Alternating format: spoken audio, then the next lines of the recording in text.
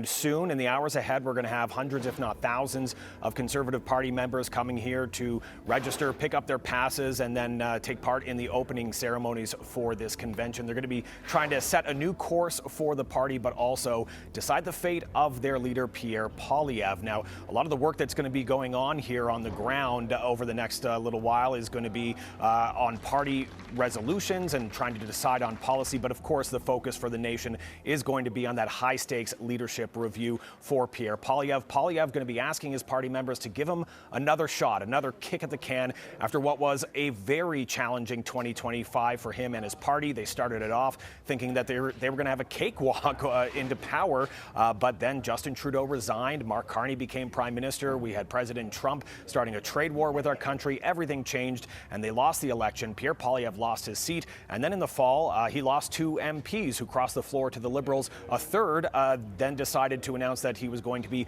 leaving politics altogether. So that's really going to be hanging over this leadership review right now, because there were questions about his leadership following that challenging year that he's had. And observers say that it's going to take more than a simple majority to get him through it.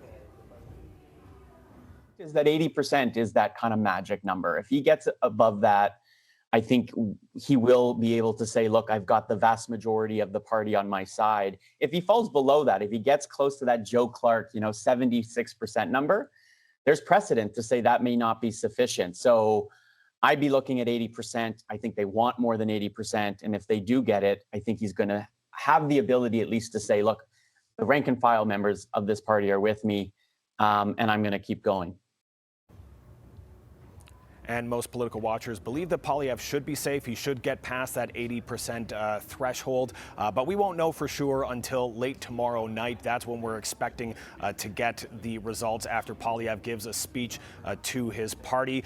If he does survive, it's going to be a delicate balancing act for Poilievre in the months ahead until the next election. Whenever that happens, he's going to have to please his party base, but also try to appeal to the general public at a time when the Liberals are well ahead of them in the polls. Depending on the poll you look at, the Liberals have a 4 to 8 point lead ahead of the Conservatives, and the approval ratings for Prime Minister Mark Carney are well ahead of Pierre Poilievre's, so it's not going to be a simple task for him, but first he's got to get through this convention.